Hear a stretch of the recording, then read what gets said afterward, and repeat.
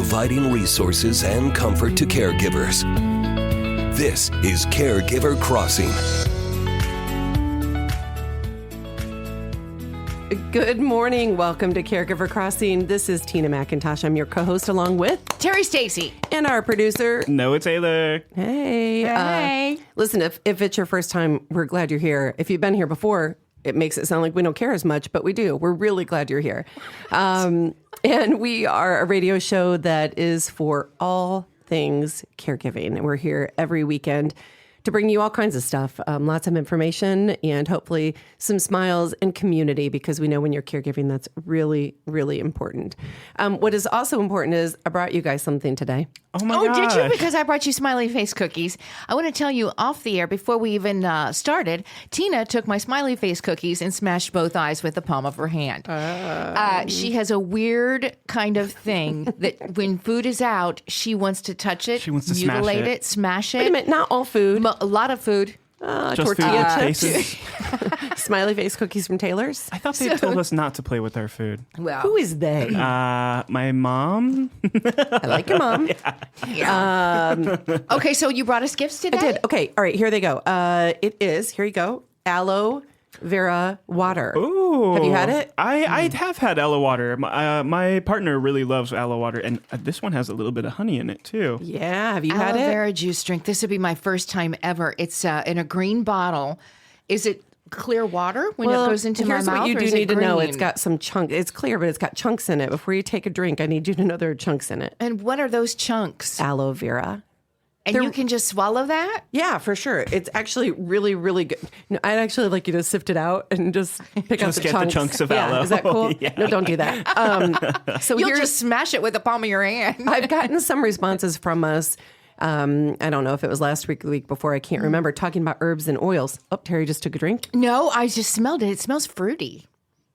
Well, Let's try it. in my house, we would respond by saying, "You smell fruity."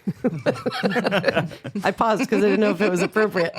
What do you think, Terry? It tastes like you would think aloe vera would taste. Uh-oh.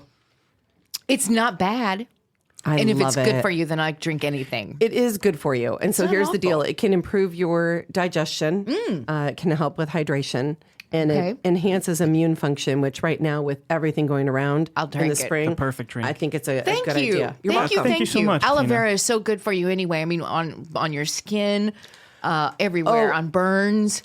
It is so good It's for just you. So it's just a plant. I do It's want just you one to of know, God's though, plants. if you have a plant, don't just cut it up and drink it. You have to drain out. There's a thin layer between the skin and the aloe that you can ingest of a yellow, and you have to drain that yellow before you can use it. Don't even attempt it. Yeah, don't do that. Just buy Yeah, it. This just is buy it. exposed, is Yeah, what it's just buy the called. aloe vera. You It's liked it too, good. Noah? I liked it a lot. Wonderful. Where did you find it? CVS. Okay, so it's just about anywhere then, I'll bet. Yeah, and they have big bottles of it now too, like Exposed. chug-a-lug, chug-a-lug. Thank you, Tina Bina. You're welcome. I'm going to eat my cookie and let you guys talk about it. Is World Immunization Week. Oh, World which has become Immunization Week. controversial, hasn't it? Yes. Well, I would imagine that is true. I mean, here's the deal. It's a time that we spotlight the power of vaccines that help prevent disease and protecting global health. And for caregivers, it's a reminder that prevention is part of the care that we provide. But it is a world divided when it comes to vaccinations.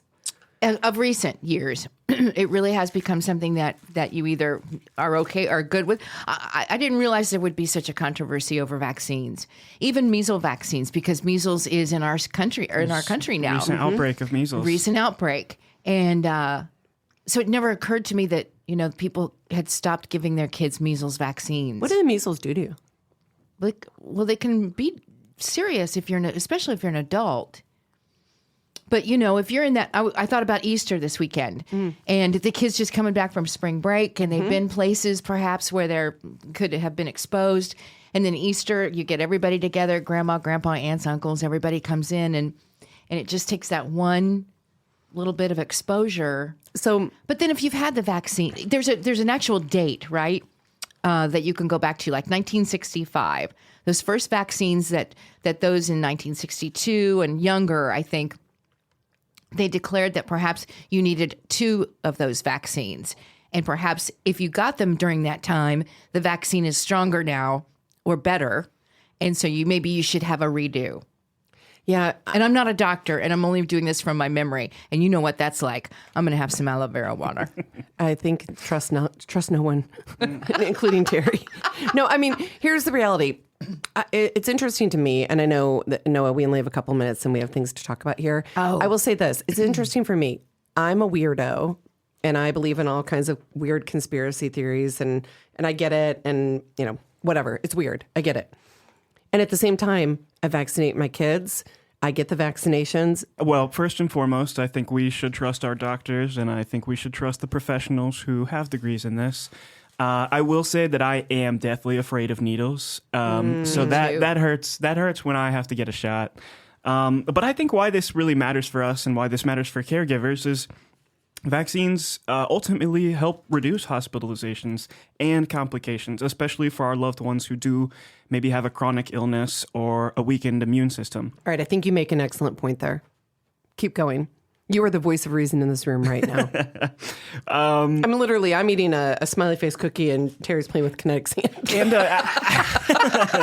I'll be the one here taking charge. Well, it's also really important for caregivers, too, because we're so focused on our loved ones who maybe have a life-altering diagnosis that at some point caregivers maybe forget to get their own vaccinations. So does that mean I have to get a shingles vaccination? Probably. I keep wondering about that, too. Do I need to get a shingles vaccination? I mean, are you over the age of 50? Yeah. You need to get one. And I had chicken pox. You need to go first, and then I'll do it. Again, I need to do it. Maybe I'm we going to should do it. do it I'm together. going to do it. I'm just going to do it. Good. Some of the more common vaccines that support our loved ones' health. We got the flu and COVID-19 vaccines, shingles and pneumonia, which is especially important for older adults. And then yelling at me. She really is yelling. Pick up the play with the sand. And then You'll feel tetanus, better. whooping cough, RSV, which is relevant for infants and older adults. It's a true story. I mean, vaccinations prevent 4 to 5 million deaths worldwide each year. How do they know that? I don't know, but I trust them, even though I don't trust them. So I think it's important. Medicare, Medicaid, local health departments, free or low cost through those. And it really is, Noah said it, I'm going to say it again, prevention is a powerful form of care. So you need to get vaccinated, take care of your loved one. These are preventative measures, and we care about you. So I will get my shingles, and I'm going to make Terry go with me, and we're going to record We'll get it together. All right. We do have to take a break, but stick around. We will be right back. You're listening to Caregiver Crossing, a show designed for family caregivers and the people who love them. Caregiver Crossing is brought to you as a service of Joyce House in partnership with Cardon & Associates. With locations in Broad Ripple and near the University of Indianapolis campus, Joyce House provides exceptional day services for individuals living with a life-altering diagnosis and compassionate support for family caregivers throughout the community. At Joyce House, we believe that everyone deserves to live their best life, regardless of their abilities. Learn more about our adult day and caregiver support services by calling us at 317-254-0828 or by visiting joycehouse.org today. All right, stick around, everybody. We'll be right back with more Caregiver Crossing right after the break.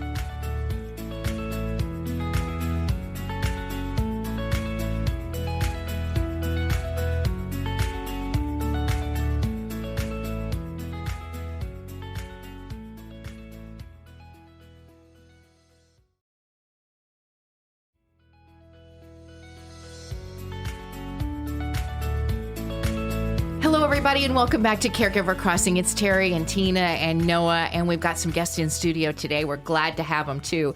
Grateful that you're here. But joining us now is Hilary Bercovitz. You did it. Did I do it? Bercovitz or Berkowitz? It is Bercovitz. Bercovitz. She's here. And Danielle Behnke. I'll give you some letters. So Hilary, behind her name is MSW LCASW, meaning? Licensed clinical social worker. Thank you for being here. Now, Danielle has MHACCLS. Yes, Masters of Healthcare Administration. Okay. And Certified Child Life Specialist. Okay. Thank you both for coming. These are two compassionate leaders from Brooke's Place, an Indianapolis nonprofit that provides support to grieving children, teens, young adults, and their families. Hilary brings a deep background in social work and mental health, and leads outreach efforts that bring grief support into underserved communities. And Danielle, a certified child life specialist, has spent over a decade supporting children and families in healthcare settings and brings a special passion for working with neurodiverse kids. And together they have created a safe healing space where grief is met with understanding and no one has to walk through it alone. What a beautiful place this is. Brooke's Place. Has it been around a while? Yes, it's been around we just celebrated our 25th anniversary. Happy anniversary. Happy anniversary Big is deal. right. That's I a know milestone. Joyce House is also having. Yeah. Yes. Yeah. Yes. And it's wild to me. I didn't realize we came in at the same time. I knew we grew up at the same time. Yes. You know, Yeah. You Yeah. grew up at the same time. I like those words. Yeah, You grew well, up I at the feel like same we time. have. Really, I mean, Brooke's Place is really the name you have for yourself in the community is incredible. And that's because you're helping people every single day. So can you explain in simple terms what Brooke's Place does? And who is it named after someone? Yes, so it's named after Brooke Wright, whose father, Tom Wright, was actually killed in a plane crash back in 1994. And so Pam Wright, who was our creator, everything for Brooke's Place, wanted to name it after Brooke at that point. So when she started the organization back in 1999, she had asked Brooke if that was okay to do that. So Love that. And so if we were sitting in front of a kindergarten class right now, how would you explain what you do? Well, since 1999, we have provided support groups. So we provide grief peer support groups for those ages 3 all the way up to 29, plus their caregivers, adults, whoever is with them, family members. And we provide that support. We do have therapy services as well, but we were primarily founded off of our support groups. So 3 years old and up, Yes. right? You said 3 years. Now, how do you know at 3 years old that a child that 3-year-old is in some sort of a grief? Either of you, is there a definite signs of Yes. that a 3-year-old? we know that an infant, a child, a young adult, a teenager, anybody can grieve. If they're 1 year old, they can grieve. If you're old enough to love, you're old enough to grieve. Dr. Alan Wolfelt, who is really an expert on grief and bereavement, did say that. So we just see a lot of different things where a 3-year-old maybe can't tell us or articulate it that they're grieving, but they can show us. Maybe we have a tummy ache or a headache, whatever that may be, they just show us instead of saying it. I would think that as a parent, after going through something, you'd almost have to see. You'd have to almost have to know the signs of a child that young to recognize that. Okay, they've got a stomach ache or they've got something. How do I know that that's more than just a stomach ache? Sure. I think a lot of times our parents are grieving so much themselves, they don't even know. They don't even have the time to really kind of just focus on that child. So our resources are very helpful in just kind of getting the word out, whether that's to a mortuary, whether that's to hospice organizations, and just saying that this does exist when you're ready, when that time is right, even if we're not showing it, maybe a year from now, and that may be the right time. I think it proves the point. Everybody grieves differently, right? And there's no algorithm for grief. Wouldn't that be nice if there was? We just knew what was coming. But you said the quote of if you're old enough to love, you're old enough to grieve, and that is powerful. I saw Noah writing notes. I wrote it down. Like that is really powerful. And is there a story that you can share that really captures the essence of the impact that you all have at Brooke's Place?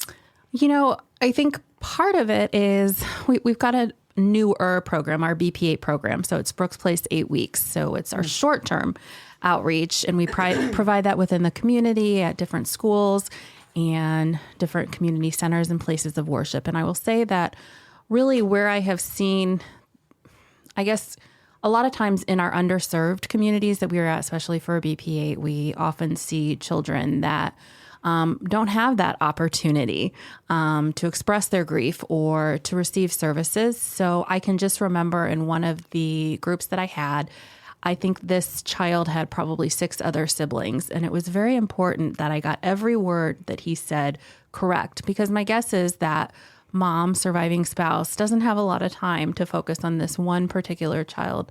And so it was very powerful to hear the story of his dad dying, but then that I got every detail correct when he was talking about Dad and the circumstances surrounding Dad's death. So Wow. I imagine you helped that child. His life was changed, Yeah. yeah, as a result of being heard. we want him, her, everyone to feel heard. We sometimes we don't know, but we're just hopeful that we do make an impact on them in the future. Okay, so here's a question that kind of stems from that. I would imagine in that circumstance, mom is trying to be the strong one for everybody else while she's, cracked and heartbroken inside during all of this. What would you say to the person who's trying to be the quote unquote strong one in the family? Oh, that's a good question. So what would I say to someone who's trying to be the strong one? That it's okay for now to be the strong one, but in the future, there are resources that can help you not have to feel like that. However, we're not here to change anyone's grief, anyone's story, anyone's characteristics of how they're feeling or coping. It's just our hope that eventually with support, they don't feel like they have to be. I love hearing that. It's okay for now to be the strong one. Mm-hmm. I mean, I'm looking at egocentrically, I just started therapy back up. I haven't been in therapy by myself for 2 decades because I've been raising kids and I've been going with them, right? So I'm being therapized. I knew you were going to say Is that a word? I'm in therapy with them, right? And I'm very self-aware and self-reflective. But sitting in the room by myself is different. And it doesn't make me any less strong. It gives me an opportunity to just be there for whatever's happening in that hour every couple of weeks. I just hope people recognize that they can get that help too. Okay, are you telling me we have to take a break? About 1 minute left before we need to take a break. I didn't know if Noah was angry with me or telling me we had 1 minute left, but that finger was up in the air. All right, Terry, I know you had a question. Well, just before we do take the break, Danielle, your role, what is your day like? If we can get that down into about a minute of what a day like is for you. At Brooke's Place? At Brooke's Place. Yeah, so I am the outreach coordinator. So I work alongside of our outreach team with Hilary and Montana, our director. And primarily my role at Brooke's Place is to help onboard and train our volunteers that are serving our children. So that means giving them the background that they need to feel that they have that information about childhood grief. What are the tools that we can use to really companion our children that are grieving and help them get set up so that we can really serve more kids in our community? So that entails for our volunteers that we serve is our BP8 programming, so getting them our school professionals that are going through training, as well as our camp programming as well. It sounds like that there are opportunities for volunteers, and maybe we'll talk a little bit about that too after we take a break. All right, we will be back here in just a moment on Caregiver Crossing. We are a show designed for family caregivers and people who love them. Caregiver Crossing is brought to you as a service of Joy's House, here from the Joy's House studio, in partnership with our friends at Cardon and Associates. And we have locations in Broad Ripple, also near the University of Indianapolis campus. And we provide exceptional, I feel like if I do say so myself, we provide exceptional adult day services for individuals living with life-altering diagnoses and compassionate support for family caregivers throughout the community. At Joy's House, we believe that everyone deserves to live their best life, regardless of their abilities. And we want you to learn more about our Adult Day and caregiver support services by calling us at 317-254-0828 or by visiting joyshouse.org today. Again, 317-254-0828. And the web address is joyshouse.org. Now stick around because we'll be back with more Caregiver Crossing right after this.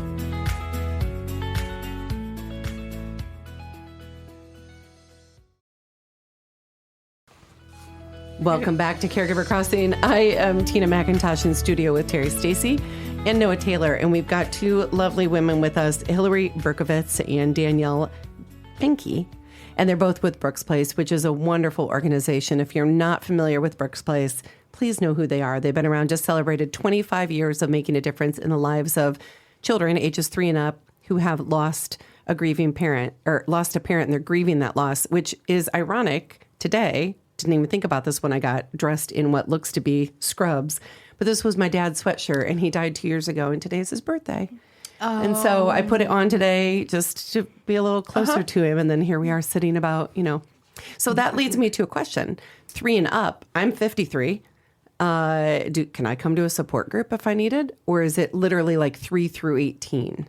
So we would have you come if you had a child, a teen, a young adult enrolled. So yes, you absolutely would. And really quick, I just want to say a big thank you to Joyce House for having us here, to Noah, Terry, and Tina. I really appreciate it. And also something that we would do when you're telling us about your sweatshirt that you're wearing, I wonder if you would share your dad's name with us. Of course, Ken Prather. Ken Prather. Or Kenny, as his parents called him. Okay. Yeah. Awesome. So that's what we would do for all of our families, is just to really respect the name and what is their name. That's very powerful. So, I love that. Yep.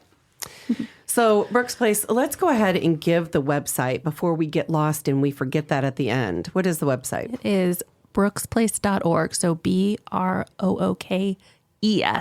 Place. Brooksplace.org. And if you want to, Brooke's Place is a not-for-profit organization. So they're always looking for monetary donations and support. You can do that at brooksplace.org.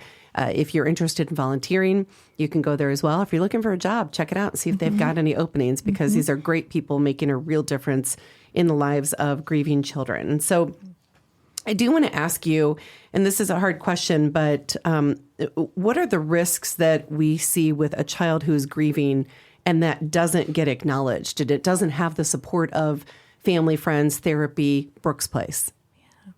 That's a great question. I think one of the primary things that we tend to see is substance abuse, mental health diagnoses that are kind of going unchecked, issues in school, down the line, incarceration. If you were to look, I wish I had that statistic with me, at the number of individuals that are on death row right now, and look at how many of them experienced the death of a parent, guardian, or someone significant to them. It would be well over 75%. I just don't know the exact statistic to quote it, but it's pretty. I certainly never would have guessed that number. Yeah. I want you to talk about neurodivergent children, and especially those that are on the autism spectrum, and how they perhaps handle grief, and for parents as well that have what they should be watching for, and how we bring it up because I think the number I saw the other day was maybe 1 in 5, 1 in 6 children are on the autism spectrum. Yeah, it was substantial. I saw it too. And it just really opened my eyes for a minute to think how many that really is, and teachers and parents and that are all working with these children. So how can you help maybe a parent that has a child that's on the autism spectrum that might deal with grief differently? Sure, I'm happy to. Please, Danielle. Yes, absolutely. So I think one of the biggest things that we want to think about with anybody who's neurodivergent on the autism spectrum, it is such a spectrum diagnosis of anything, right? Yeah. So the way that we experience grief is going to be so unique. And we say that for every living person, every human being is going to experience grief so uniquely.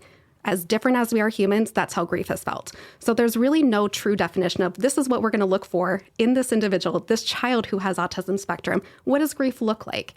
And the same answer is going to be true. And that makes it really challenging as a parent to know, what does that grief look like? What am I looking for?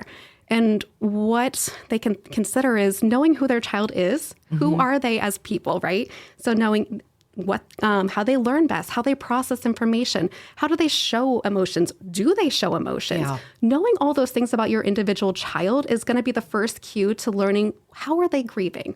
And that's going to be unique for everybody. And I think the biggest thing to consider is that grief is not always going to look the same way that we expect it to look. So we all have our unique experiences in our grief journey, and we may have preconceived notions of what is that going to look like in a child that's neurodivergent, a child that's on the autism spectrum. So really just acknowledge that it may not look the same way that we may expect it to, right? So some kids may show the emotions that we would maybe expect, those heightened emotions, sadness. They may show nothing at all. And I think that's really good to point out that grief may not look like anything outwardly to other people. Even the words are different. I am thinking of a recent experience I had with a small child, and he was sad about something, and he kept saying, "Mommy, mommy." And I want my mommy. And I had my emotional intelligence about me at that moment and said, "Tell me what mommy means to you." Well, when he was saying that, he was talking about somebody who was not his mother. And I questioned it because I know the circumstances, and it just seemed off to me. But you all have a very hard job. You're trying to get to know a human who's a unique person from everybody else in the world. during a grieving situation, which can be beautiful and horrible at the same time, right? Mm-hmm. For the two of you, we've only got a couple minutes, but what is the most fulfilling part of your job? Because it's a hard job you have.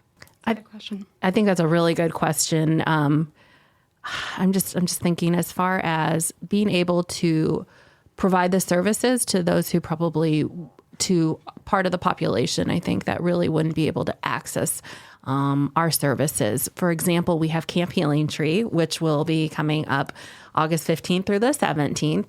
And it offers a free overnight camp experience in air-conditioned cabins at Jameson Camp on the west side of Indianapolis. It's for ages 7 to 17, but how many kids don't get to go to camp during the summer? And this is free and it's nice. It's really kind of more luxurious camping accommodations than I would picture. And so I just think it gives a unique opportunity. And I think it's been great because Danielle can speak more to the volunteers with camp, but Montana Isaacson, our director, has really done a good job of really exposing that program and making it better and bigger. So. Well, Danielle, in 30 seconds or less for you, most fulfilling. I think it's giving that space that no kid may ever have that opportunity to share their story. I think grief is not something we talk about in our world. It's not something that kids get to talk about even maybe at school, at home. We're giving a voice to their story. And I think that in itself is really powerful. If you'd like to volunteer, because I think this would be such a wonderful place to do that, where would we go? Please visit Brooke's Place. We have a Get Involved page where you can learn about we are looking for camp volunteers. We are also looking for ongoing support group volunteers across the year. So would welcome anybody to learn more. And to donate so more kids can go to camp and other things, other programs that you offer for sure. Brooksplace.org. And no matter what your faith is or isn't, I would just ask you to keep these two women and their team and their volunteers and the organization at whole, just keep them in your prayers, your thoughts, your smudge sticks, your rain dances. Whatever it is you do it for them because they're really doing such important work. And you are changing not only the individual lives in the family unit, but you're changing future generations by being present and hearing people say the names of their loved ones and have a safe place to talk. So thank you so much for everything that you do. We're really grateful for Brooke's Place. All right, brooksplace.org. If you're listening to Caregiver Crossing, it's a show designed for family caregivers and the people who love them. Caregiver Crossing is brought to you by Joyce House in partnership with Cardon and Associates, with 20 communities owned, operated, or managed here in the Midwest, and more than 40 years of senior living experience. Cardon and Associates provides residents with the very best senior living options and personalized service. Visit cardon.us for more information and to find a community near you. All right, everybody, just stay still, stay put. We'll be right back with more Caregiver Crossing after the break.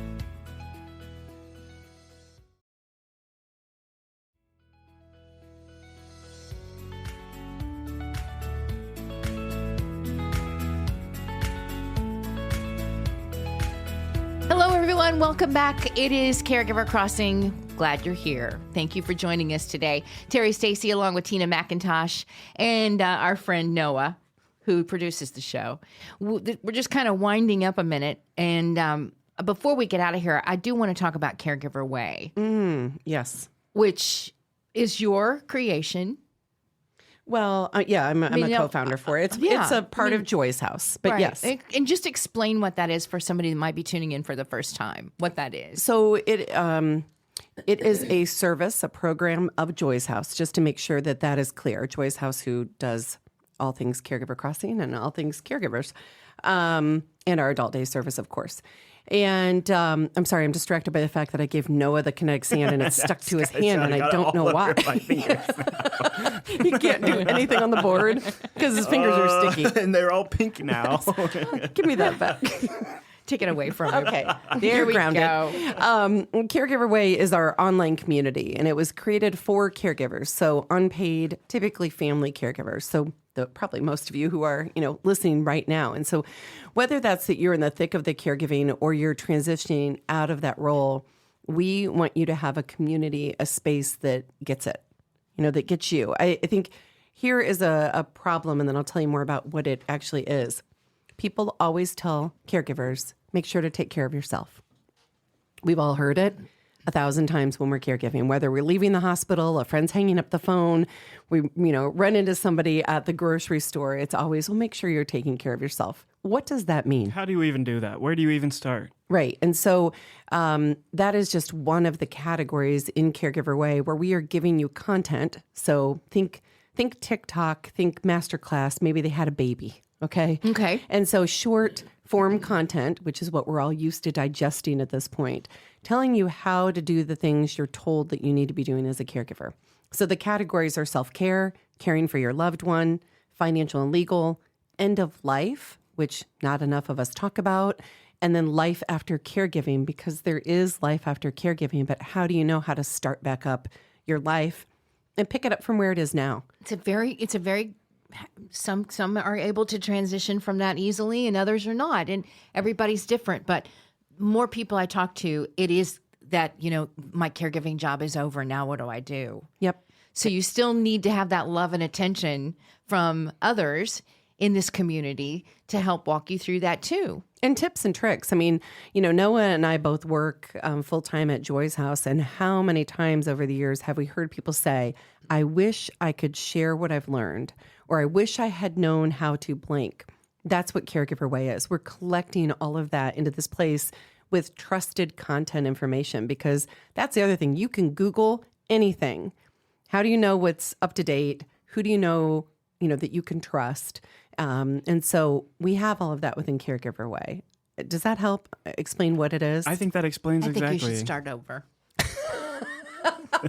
It is a rough day here at the Joy's House studio, my friend. You should start over. So, let's talk a little bit about, I think, Noah, you had prepared some stuff about grief doesn't always wait until someone is gone, right? And so for many caregivers, that grief starts much earlier. We know with a diagnosis, Alzheimer's, they coined the term the long goodbye. It's that way with a lot of diagnoses in our lives. And so we start noticing those changes, and maybe your loved one starts to feel a little bit, further away, different than they used to be. And so this is called anticipatory grief. And it can feel really, really heavy. It's also a time that you can create some meaningful moments together. So you want to know a few?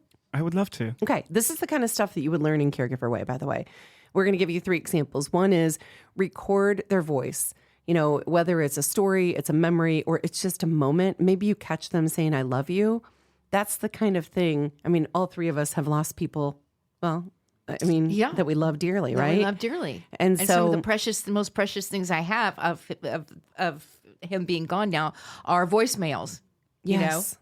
Yes. Keep them. I'm going to keep them forever. Keep them forever. Well, actually, keep the voicemails is one of the tips that's in Caregiver Way. And so, one short voice memo that you can keep on your phone can become something that you're going to hold close for the rest of your life. And so another one is make a memory playlist. So save the soundtrack of your time together. Listen to their, favorite songs, ask about stories behind them, and just save it. It's a beautiful thing to do. And then use their hands in a simple project. So it might be a handprint. It might be a signature on a photo. It might be a little note in their handwriting. You might turn it into a tattoo. Who knows? But those are tiny gestures that become treasured keepsakes. And so that's just 3. We've got right now over 350 pieces of content in Caregiver Way. That's fantastic. And you can do it at your leisure. There is a membership to it, but right now we're giving it away for free because we want you in there and we want you to help us build the library content for people who are to come in their caregiving journeys. And so all you have to do, and Noah, can we put this on the Facebook page too? Absolutely. Okay, is visit caregiverway.com, and it's actually visit, VISIT, caregiverway.com. And you can use a code. It's capital C, capital W, and then lowercase gift. So CW gift, capital C, capital W, all small gift. And you can use that code until June 1st. It will give you 2 free months in there. There's also, you should know, you can get in and poke around. Let us know what you think.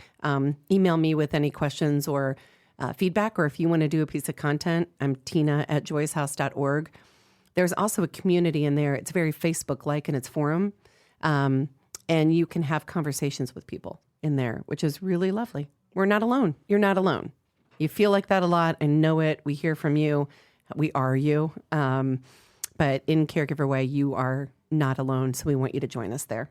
Beautiful. What else? Nicely done. Nicely done. Thanks. Thank you. Caregiver Way. Again, go to visitcaregiverway.com. Yep. Got it. And if you need the code again, Noah will make sure it's on the website. It's on the We'll get website. it out there. So yeah, thanks for the opportunity to share it. It's helping to change lives. Before we let you go, you made me think of something that is so precious and I need to get a hold of. This Easter, spent with Mom and my sister and family. And we went through Mom's, that she had handwritten so many, all of her old recipes. Oh, love that. That she had been storing in a box, and we went through each one of them and looked at them, and some are in her handwriting and others are just her favorite recipes. And I thought we need to make sure that this is a treasure we never lose and put this in more of a format where it's not just in a box that's sitting up in the attic. You know, we need to make sure that's safe forever. I know we have to go, but you could scan those, turn them into a book.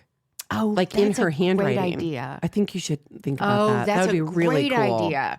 When we get back here next week, tell us if you can figure that out. Remind us how we can do that. Yeah, that's really How do cool. we do it? All right. Is it time to go? I think it's time All right, to everybody, go. have a great week ahead. As we close the show today, we'd just like to remind our listeners that they can contact us for more info and resources to help you through the journey of caregiving at 317-254-0828. And a little mention to our sponsor, Caregiver Crossing is supported by Cardon & Associates, with 20 communities owned, operated, or managed in the Midwest and more than 40 years of senior living experience. Cardon & Associates provides residents with the best senior living options and personalized service. Until next time, take good care of each other.